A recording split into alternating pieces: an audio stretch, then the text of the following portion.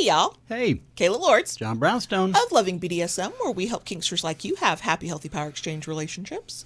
What is this? Normally I say this is our weekly podcast. It's not. No, It's something different. It's a short form video. Yeah. We're back to those. Right. I don't know how long that'll last, but here we are. We said we would do this ages ago, and here we are. We're going to try, in some of these short videos, to answer single questions, one question for the whole episode, short-ish form, so that folks can get their questions answered, and we can help as many people who have the same issue as possible. There you go. And we're going to have Lola in the background grunting and snuffling away, because It's what she does. would it be a Loving BDSM piece of content if Lola wasn't in the background making herself known? Or a cat.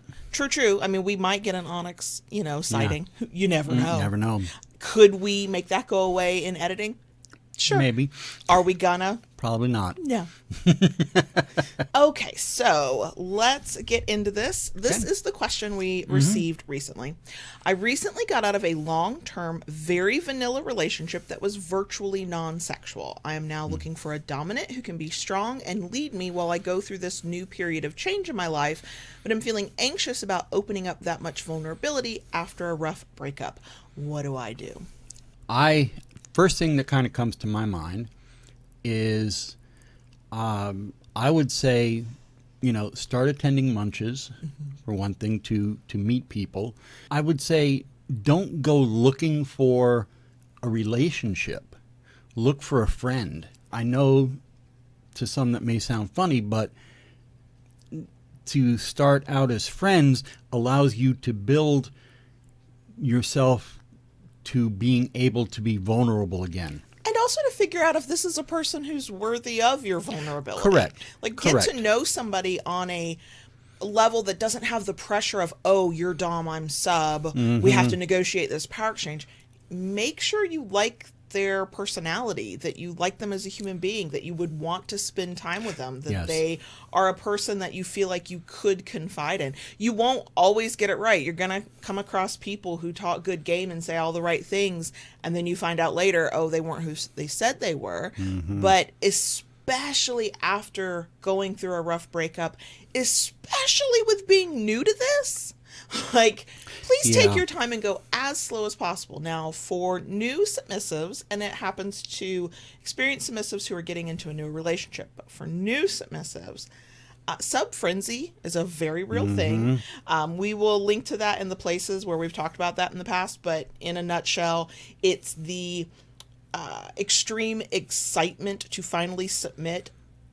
And the excitement is at such a level that you sort of forget all self-protective measures. You make decisions that are not necessarily in your best interest out of the desire and desperation to submit to anyone, whether they are, waving red flags or not. Sometimes it can mean making decisions that even if the partner is not a bad person, they're a good person, but you're still making decisions that go against your own self-interest and are not necessarily good for you. So that's something to be careful of. That's another reason to go slow. Get to know a person, even if it's online and not necessarily in real life at a munch or a community event. If you find online community, you can do this as well. Get to know them, take it slow, right? Make sure they're a person that you feel comfortable with. And then, if you get to the point where you feel ready to be vulnerable with them, you still start slow there as well. I think that part of what happens for folks who realize they're kinky, who realize, okay, I've just finished this vanilla relationship, I want my next relationship to be kinky, to be a power exchange, they imagine the end goal. So you've gone from, okay, this last relationship ended horribly. I know the picture I have in my head of what I want, and instead of envisioning that, and I can understand if you are also an impatient person why this would be hard to envision, but instead of envisioning this as a very long path from where you're at now to where you're trying to get, I think a lot of people go, that's what I want, and so they imagine the whole thing all neatly wrapped up, the negotiated power exchange, their role as a submissive, all the 10 or 11 million things they're going to do, right? Instead of going, okay, let's talk about this as okay, let me maybe go learn about kink on my own first. Right. Let me just meet somebody and see if I like them as a person. Let me take this slow. And that's something that had come to my mind in this too. I mean, they don't really say in there whether they are, a submissive looking for a power exchange, or if they're a masochist, looking for a sadist, or a combination of the two. Or any other or combination. any other really. combination, because it's such a spectrum. One of the things I was thinking, to mirror what you said about, going to different workshops, whether it's virtual, in person, to learn more about kink. You're new to this, and I understand, to say you want thinking about a relationship, but at the same time, maybe think about having a top bottom. Okay, so that way you can try different things and not have the pressure of, looking for a relationship. Find a play partner where you can explore. And that's one element. The other element is, if you are submissive and you're looking for a power exchange, before you go off to search out the dominant of your hopeful dreams, go learn about submission and what you think it means to you. And I say what you think it means to you, because there will be the vision you have in your head, your understanding of it based on your solo exploration. And then there will be the reality of, oh, this is another human being that I am negotiating with, and we are compromising with, and we are cooperating with, and we're figuring out what works for both of us. And those can sometimes be slightly different things. So instead of maybe worrying about getting into that first relationship, spend some time learning about what it means to be a submissive, a bottom, a masochist, however you think you might identify, whatever kinks and parts of BDSM appeal to you. Spend some time learning about that on your own. One, it will allow you to get to know people without the pressure of a relationship if you go to online workshops or in-person workshops or classes or whatever. Two, it will give you an idea of who you think you might be within kink and who you'd like to be and what you'd like to experience, so that when you start having conversations with people, especially potential doms or tops, you have a better idea in that conversation of what you're looking for. It makes it easier to weed out people who aren't necessarily the right fit for you. It also can increase your confidence. From my experience, the more well-informed a potential kinkster is, even if they haven't gotten to have any, air quote, real life practice at it, the more you understand about yourself and kink, the easier it can sometimes be to see through the fakes, the posers, the people who just know a few words and aren't looking for what you're looking for, or aren't real, or whatever. It's overall, the more you can learn before you even worry about jumping into a relationship, I think the better off you're going to be. Yeah. I mean, this is kind of putting it in a nutshell, but, learn about yourself, what you want out of kink, what you can offer a partner. And then, when you're looking for somebody for a relationship, what they can offer you and how that fits. And when you can do that, and when you can get to know yourself, and you can hopefully grow your own confidence, I'm not going to say it's not scary to be vulnerable with a new person, especially if you've gone through a bad breakup or you've had some not great relationships, especially where maybe either you weren't allowed to be vulnerable or your vulnerability was weaponized against you. Those are very real things.